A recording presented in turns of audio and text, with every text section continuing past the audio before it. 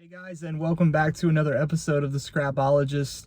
Coming to you live from my car today. I'm a little busy. I just left the gym, had a few moments to spare, and I meant to record this yesterday, but I had like a massive allergy attack and my eyes were like super puffy, like almost swollen shut. So I didn't want to record a video yesterday. And now that I'm parked like outside the gym, the sun's right in my eyes. So I hope you guys don't mind if I keep these ridiculous sunglasses on for the video, but it's a nice day out here in Raleigh, and we're driving around. You can kind of see the Dorton Arena right behind me back there. That's where Next Level Fight Club used to be back when Raleigh used to have mixed martial arts events. I'm not in that exact arena, but in the building next to it. And the Dorton Arena is also famous for hosting many pro wrestling is actually the thing that it's most famous for, but it's hosted a bevy of different events combat sports wise here in North Carolina. So pretty cool little on-site view for you today. My gym is actually right on NC State campus, so this is like the parking lot basically across the street. But yeah, just wanted to catch up on all things MMA in the past week or so.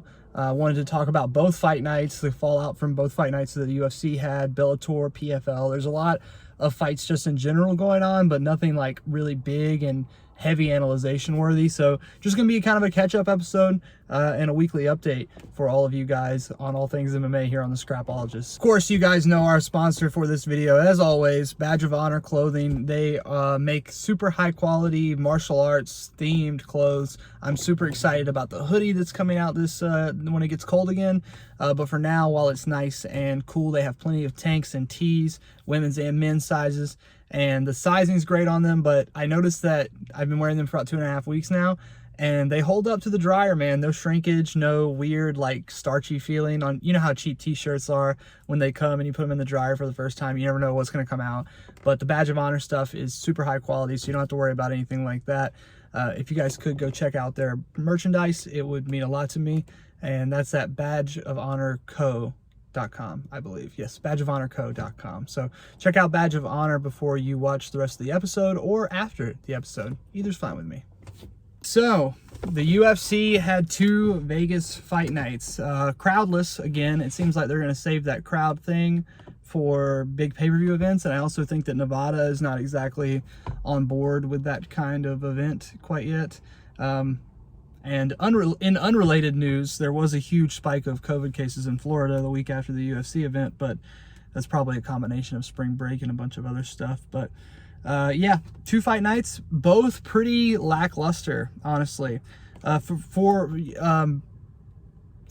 promotion wise, I'm not going to say fight wise, because the Yuri versus Reyes card had a ton of interesting fights, and obviously fight of the year contender in the main event, which is always nice. But yeah, let's start off with Yuri and Reyes. Man, Yuri looked great. He's tough, obviously. He can take a shot, and just an incredible KO. Very creative and awkward striking style. I think it's going to be, what is going on with that cowlick right there? I think it's going to be super hard for people to kind of figure him out until he starts to get like into that top 3. But now they're already talking about him being in the top 3. So who knows? I mean, it could be one of those things where we see him go into the next fight and somebody's going to actually try to grapple him and take him down. But even in the grappling, he looked, you know, strong. He looks like one of those guys who's just athletically super gifted, but he also has the toughness to preserve himself in a fight, and the warrior mentality and that tenacity to just keep pouring it on until something starts working. And, you know, the same could be said about Gregor Gillespie this past week, but Yuri was talking a lot about the Book of the 5 Rings, and there's a principle in Book of the 5 Rings that's all about like overwhelming your opponent to make them strike or to make them expose themselves with a strike. And I feel like, you know, that was kind of what Yuri's fight style was reminding me of. He was just making Dominic swing, and even though Dom was hitting, I mean, really, you really can't. Obviously, everybody's on Yuri's nuts right now, and it's perfectly understandable, but Dominic Reyes had a great showing. I mean, I really think that he looked great, and I still think he's a top 5 elite level guy. I think he was just pushed too far too fast.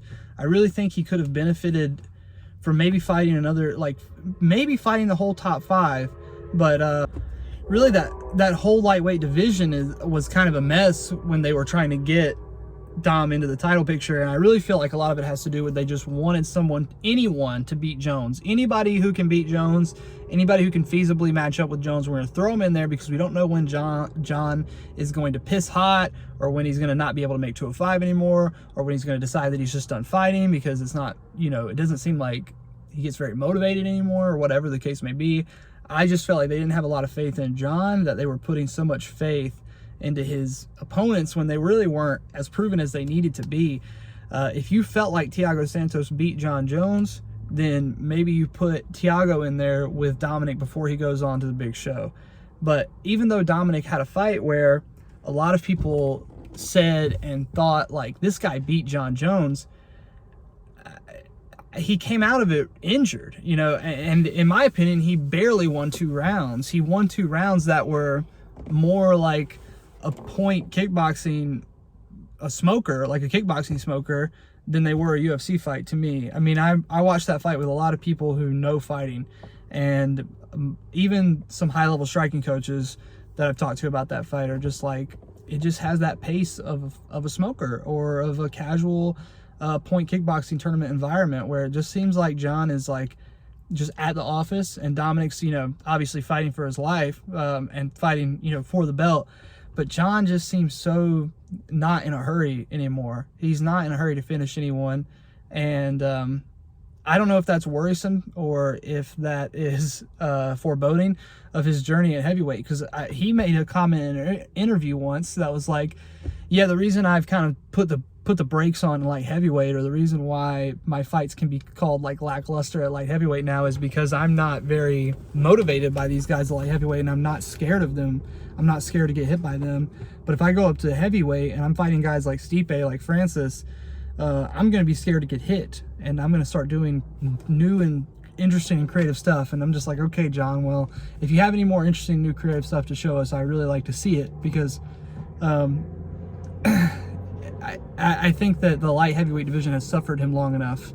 And now that Israel Adesanya has been repelled by Jan Blachowicz, and there's no threat of like a dual champ situation, or there's no threat of the division getting held up by having to wait for Izzy to fight for the middleweight belt or whatever, I think it can really start to blossom again. And I really think that light heavyweight could potentially start to be back. But part of having the division come back is putting on interesting title fights, right? So, they just announced Glover versus Jan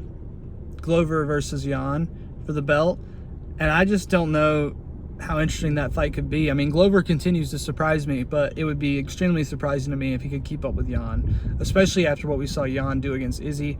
I mean, to me, that solidified him in my mind far more than a win over Dominic Reyes could have solidified him as a champion and as a elite high level fighter.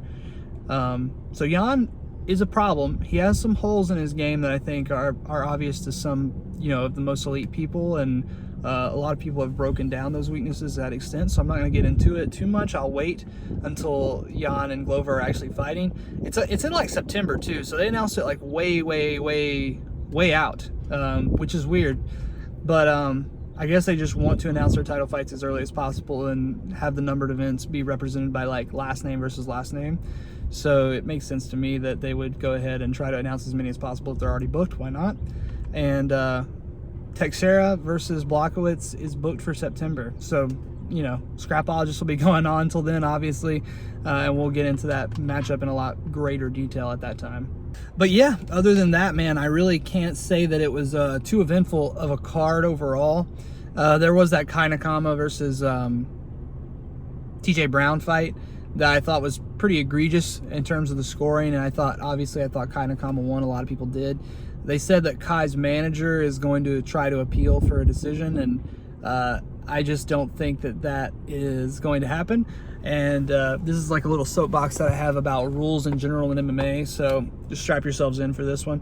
But essentially my problem with rules in MMA is that it is the only sport in the world where the breaking of a rule, the intent of whether or not someone meant to break the rule, is factored into the equation of whether or not you should be punished for breaking said rule. So for instance, if a ref feels like you accidentally eye poke someone, they're going to react differently than if you purposely, like Roddy Piper style, eye poke someone. But the thing is, nobody would ever do that. So they try to disguise an eye poke as a stiff arm or like trying to manipulate the shoulder or neck. But in reality, that's not how the rules should work. I mean, in football, if I go to tackle someone and I reach up around their shoulder pads and I come up and I grab face mask, even if it's accidentally my hands get intertwined in that face mask, it's a penalty. It's 15 yards or 10 yards. I think it's 15 yards for face mask. It's a pretty egregious penalty because of neck manipulation and stuff like that. But obviously, fights are different because a foul can end a fight, and a penalty in football usually will never end the game. I don't think it ever has or ever will. But obviously, there's a level of difference to that. But what I mean by that is the fouls need to be weighed heavier, and the fighters need to be aware of the fact that having the intent and to do something does not exempt you from punishment for the rule. My problem with this fight wasn't even really in the scoring, because people get robbed in MMA scoring all the time. That's a normal occurrence because MMA scoring is not very good. It's very subjective, and every different judge is going to have a very different opinion on what a leg kick is. Some judges have never been hit with a leg kick before. Most, I would say, have never been hit with a leg kick before, and most of them have only really seen leg kicks in the UFC, where when somebody gets kicked in the leg, they don't really react unless it's a fight ender. Whereas in real life, if somebody who trained even at a white belt level or like a 1 year of Muay Thai level was in a fight in a gas station parking lot and leg kicked someone, there would be an immediate reaction, almost always, because a normal person does not understand how significant of a strike a leg kick is. And I've seen judges that have told me out loud, my time working and interviewing fighters and judges, that they will never consider a leg kick a significant strike unless it knocks the opponent down. They'll never score. They'll never consider it an impactful strike on the fight. And when I asked the judge to elaborate on that, he basically just said that he felt that leg kicks were a probing attack that you do when you cannot reach somebody with your jab. That was a real answer that I got from a judge. And this is a guy who said that he had 10 years of competition experience in Shotokan karate. So just keep in mind that these are the people, the same people that I interview that judge fights on the amateur level in North Carolina and the pro fights that we do around here. They're the same people that the UFC uses for the events when they come through to judge their fights. Same as Nevada. Nevada, you hear the same names all the time: Adelaide Burrs, Sal D'Amato. The MMA scoring is so subjective to those people that it's no surprise to me that someone turned in a 30-27 on this Kainakama fight and then and the other two judges had him losing. That's not a surprise to me. What is egregious to me were the fence grabs in that fight. TJ Brown must have grabbed the fence 4 or 5 times in that fight. And I think it was Herzog was the referee in that one. He just let it go on and on and on. And there were even several instances where he had to reach and grab TJ's fingers and rip them from the cage physically. If I'm a ref and I have to do this once, if I have to take a grown man's hand and pull it away after I've shouted several times, don't grab the cage, don't grab the cage, once I do this, I'm stopping the fight. Not permanently. I'm going to pause the fight, I should say. I'm going to pause the action, as the commentators would say. And I'm going to give Kainakama the position he was working for that you denied him with the cage grab. And before we continue the action, I'm going to say, if you touch that cage again, you interlace your fingers on that cage again, I'm going to take a point. And then after that, I'm going to DQ you. There shouldn't be 4 or 5 times of someone breaking a rule before they get the corner, before they get warned, before the next round starts. So many times I've seen a referee just let the action continue for the sake of the round ending, like the last minute of the round. But by that point, you've already cost the guy the round. He's already down a fucking whole round because he got his takedown denied because TJ Brown grabbed the fence. Or he didn't get to go to mount because TJ Brown grabbed the fence and shrimped with it. So to me, we got a long way to go before we can really start worrying about overturning fights. A commission is almost never going to overturn a result because it basically it's a legal process in which they go on paper and they say, you know, the ref was our agent inside the octagon. He represents the commission. He represents all of us. We investigated what happened in that fight. We watched the tape, and we found that the guy who represents us was in the wrong, and that we need to overturn his decision. They are never, ever going to say that unless it is an extremely egregious foul or an extremely egregious shortcoming on the ref's part, like the Eddie Alvarez situation where he got his, you know, result overturned. That was a pretty egregious, you know, stoppage. But for the most part, if it's even questionable whether or not a stoppage was legitimate, if there's any kind of reasonable doubt that the ref was doing the right thing, the commission's always going to side with the referee. So we did get a good fight out of it. It was a good scrap. Unfortunately, it was on the same card as the main event, Yuri versus Reyes, so it didn't win fight of the night. Those two guys went to war, and kind of Kama missed out on his win bonus for really nothing. That sucks, but that fight was symptomatic of a larger issue in mixed martial arts, to say the least. But enough of the depressing stuff. Let's talk about Pro Fighters League. PFL is actually looked pretty fun this year. 2018 was like the beta, like the closed beta of PFL. I felt like the only people who were really there were like people like Sean O'Connell, who washed out from the UFC and were even retired. And then this thing came around and they were like, there's nobody signing up for this $1 million tournament. And then you have guys like Sean O'Connell who win the $1 million, which is a great story because he had such a long and hard-fought career in MMA. Not only did he fight, you know, super hard fights and always put on good shows, but he was always trying to entertain people, and he's a good personality. So, obviously, Sean O'Connell is like the poster boy of the PFL 2018 season. 2019... it started to kind of come into its own a little bit. We started to see people emerge like Ray Cooper, who, you know, we could say this guy's the face of PFL and what they have talent-wise. You know, he's not some guy who was successful somewhere else and then washed out and lost to Khabib or whatever, lost to Usman, and now he's here. He's a legitimate guy like a Justin Gaethje who, when he fights, people, you know, they write in the comments, "Oh, I think this guy could, you know, do this. I think he could beat Usman." And, you know, honestly, if you think he could beat Usman, don't make me laugh. But he obviously is a guy that I think could compete in the UFC. He had a great fight. I think a lot of the things that he was doing looked, you know, elite level, but he was doing them to his opponent, Jason. I already forgot his name because it was like a week ago. But yeah, the PFL. Rory McDonald, back to his winning ways. You know, he had a very tough fight against Curtis Milliander.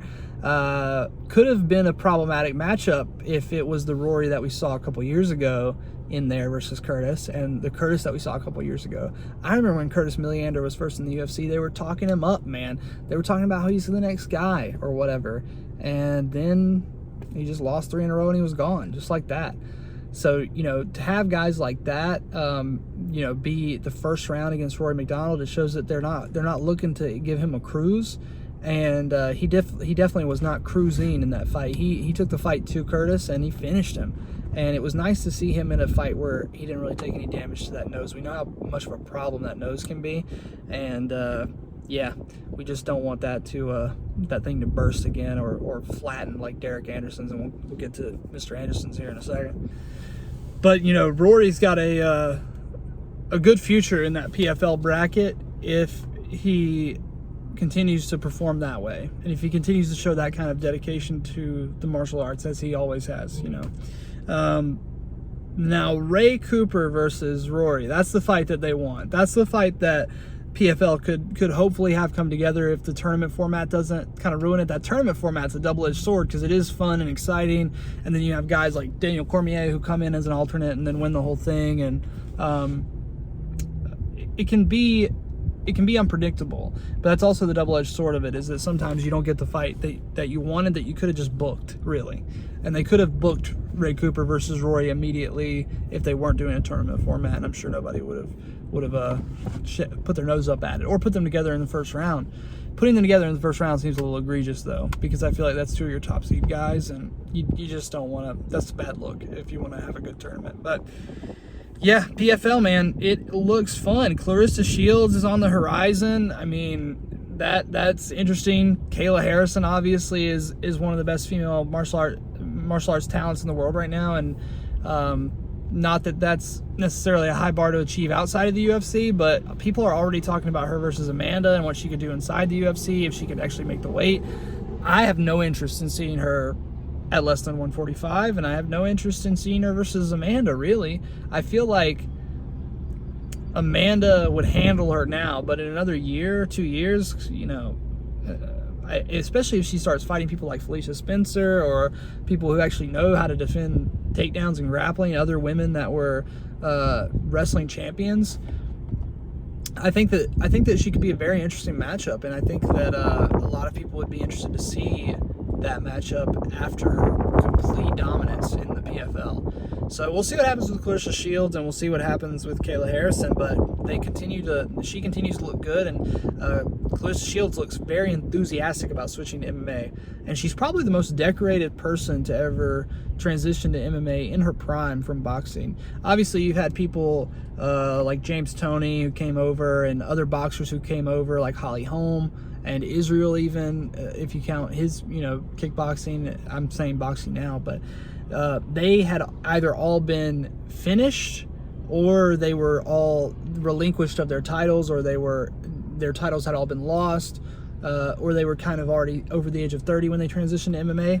Clarissa is 26, so she's in her prime, and all of her titles are intact.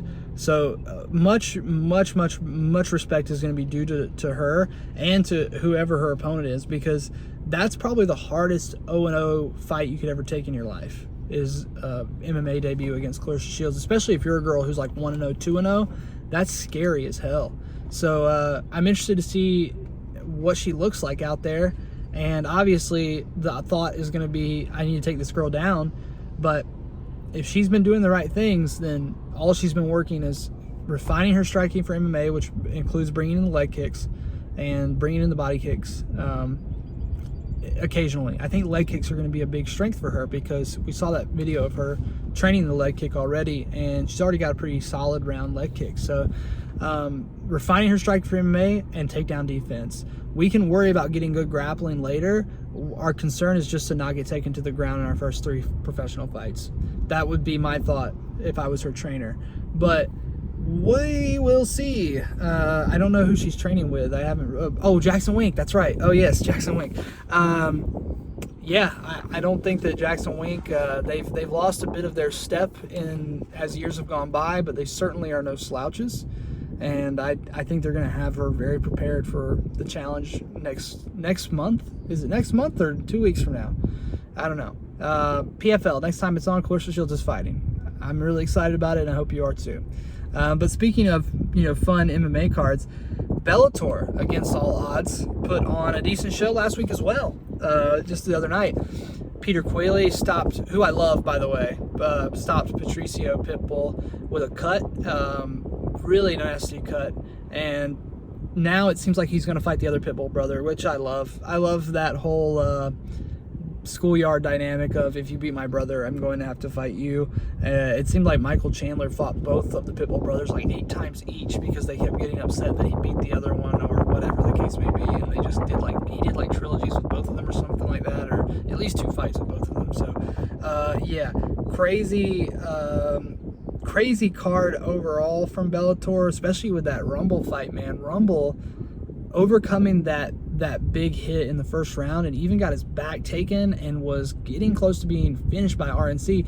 And that's always kind of been the complaint with Rumble, hasn't it? Is that he's so good, everybody knows he's so good, everybody knows where his strengths lie, but as soon as he is attacked at his weakest point, as soon as he has his back taken, or as soon as he's in trouble in the wrestling department, he gives up. That's always been the criticism that he's faced. And for him to go out there, even if it was against a short notice guy, for him to almost get finished, and then to come back in such a impressive way and flatline the guy, just completely KO him, Rumble style, like vintage Rumble style, it says a lot about Rumble and kind of the mentality he has now versus the mentality he had when he was at the top of the world at the UFC championship level.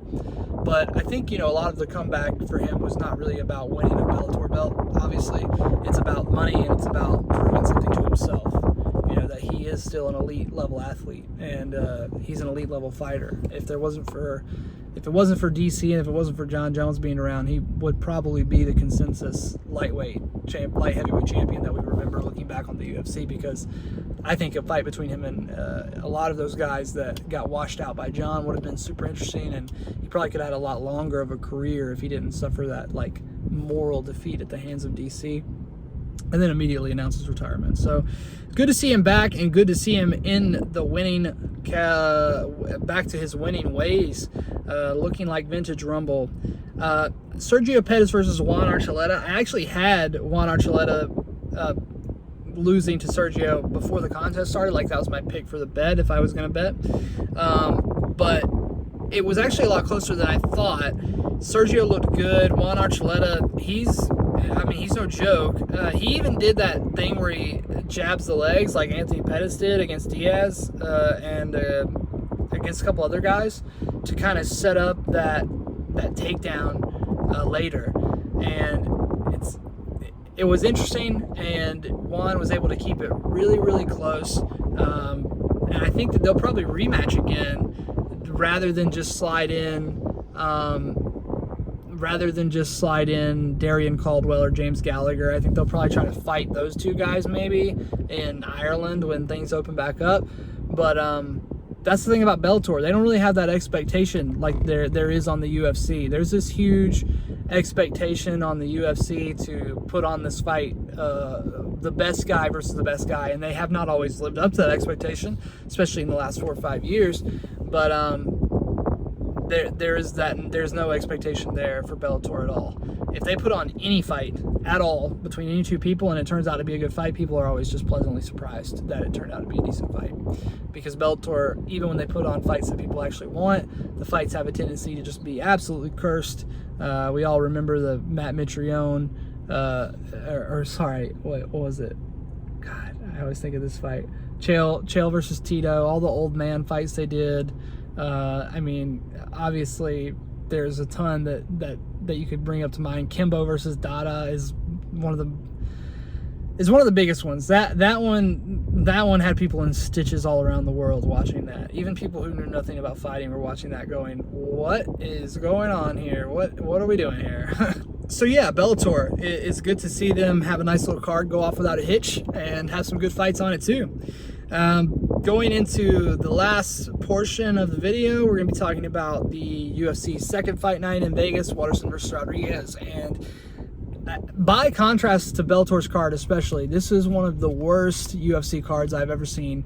And obviously there's a lot of misfortunate circumstance, the Diego thing, COVID thing, several fights being pulled off the card due to weight cut or injury. This is just a little sad, pathetic UFC card. Reminds me of UFC, was it UFC Manila that they just canceled? Black Beast was in Manila or somewhere, and they just canceled it. BJ Penn was supposed to fight over there, I think, too. They probably should have done the same here and just gave everybody their win money and their show money and told them to go home. But alas, they wanted to have the card anyway. Waterson versus Rodriguez, pretty good, entertaining fight, main event. Not bad, 2 main events in a row for the UFC, honestly. But Waterson, she did better than I thought she would. When I heard that she was going to be taking this fight on short notice at flyweight, I thought to myself, okay, well, at least she won't have to cut weight, but she's already too small for 115. In fact, she probably, if most people would probably just fight at 105, but the UFC doesn't have a 105, and to maintain her brand, really, as, this karate hottie Instagram person, she has to be in the UFC. So, she looked good at strawweight in her last fight. She was dragged kicking and screaming, as Jack Slack said, to an entertaining fight with Angela Hill because someone was actually charging her. Rodriguez charged her for a majority of this fight, but was still able to piece her up. And a lot of that didn't have to do with the size disadvantage. It was mainly a striking disadvantage, especially in the hands for Michelle Waterson, and Rodriguez just stayed inside that kick range. It did come back to bite her a couple times, because when you play that game of trying to beat the kick range of the kicker, like say if you're fighting Edson Barboza and you're Justin Gaethje, this happened, there was a strategy of, I'm going to get right in his face and I'm going to keep him backing up, because when you back up, you can't really kick efficiently. And when it gets to a point where you can't back up anymore, this is where you want me to be when you kick me. I'm going to be right here. So your quad or your knee is going to be the only thing that can hit me, basically, if you try to kick. And if you do try to kick, I'm right here, so I can grab you, I can do whatever. That seemed to me to be the general strategy against Michelle. They know that her kicks are very good and effective. So, you know, it was a good strategy, except for the fact that it did come back to bite her on a few of those kicks. She got kicked in the face really hard one time, second or third round, I think. And then Michelle looked great when she actually took her down. She was able to hold her down and keep her down, even despite a very big and very obvious size disadvantage, which is awesome, because, you know, I think Karate Hottie's got underrated grappling, but it's not enough to get her by at 125. It's enough to barely get her around at 115, really. 115 is just so competitive, man. And it's not to say that Michelle Waterson is not a phenomenal talent. She is a phenomenal talent. She's in the most elite women's division in the world in the UFC, which is the most elite MMA in the world. So, you know, I have no interest in seeing Waterson fight a Zhang Weili, or, you know, someone in that top 4, even top 5 of strawweight. So the kind of fights that await her from here on out, probably it might be best if she lost here. You know, this might be best case scenario, because now she can kind of really dictate who her next opponent is, or, you know, the UFC can kind of dictate, like, what kind of fights do we want to put Michelle Waterson in, because obviously she brings some kind of attention to a card, or they wouldn't have put her as the main event over Cowboy. They believe in her and what she represents as a fighter. So if they want to keep that going, then they have to pick a fight for her that's going to get people entertained enough to tune in, or get people interested enough to tune in, and one where she can actually showcase her ability, so people don't forget that she is a super legitimate talent and prospect, even at her age. So that was the main event, and it was very entertaining. Other than that, not a lot of very fun, exciting stuff on this card. Alex Morano versus Cowboy, just kind of very, very sad. It made me very sad as a man to see that. Cowboy, it just seems like he cannot take any kind of damage anymore. Anytime he gets hit really hard, he just shells up and waits for it to be over, sort of, where he used to be a guy who would get hit hard and that would almost like wake him up and bring him into a fight. Now you hit him with a really hard shot, and odds are you're going to put him on the back foot, and it's only going to be a matter of time until you can seal it. So yeah, I don't ever want to be the guy who says it's time to retire, but it might be time for Cowboy to figure something else out, because he's not going to be one of those guys who gets to go fight in PFL or whatever, because he's too big of a star for that.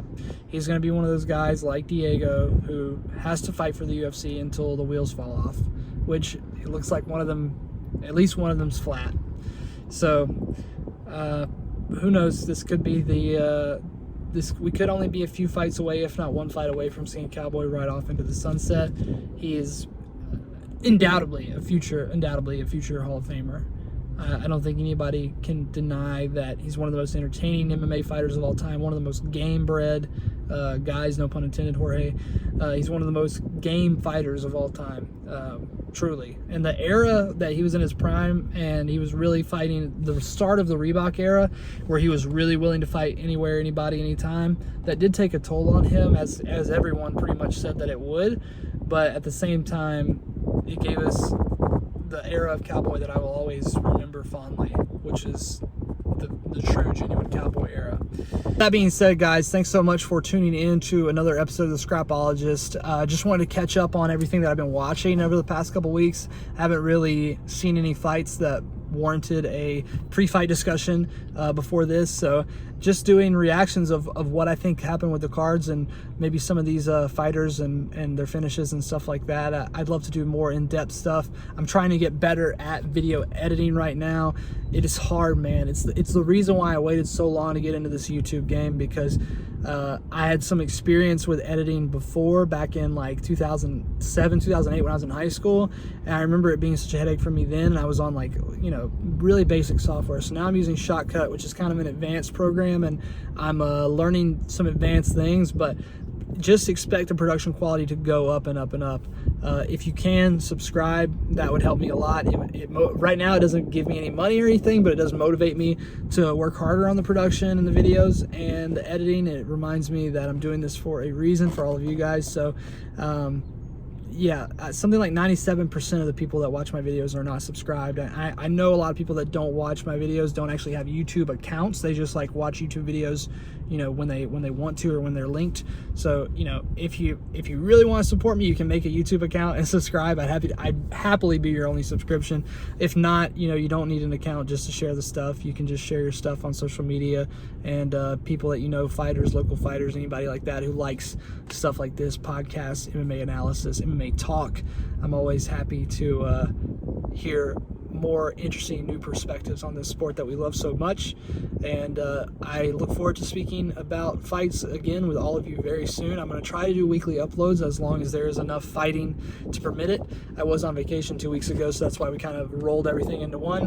Might do that again in the future, don't know yet, but the channel is still in its very early stages, and the sky's the limit, really, truly. Skyline right back there, actually. Beautiful day out.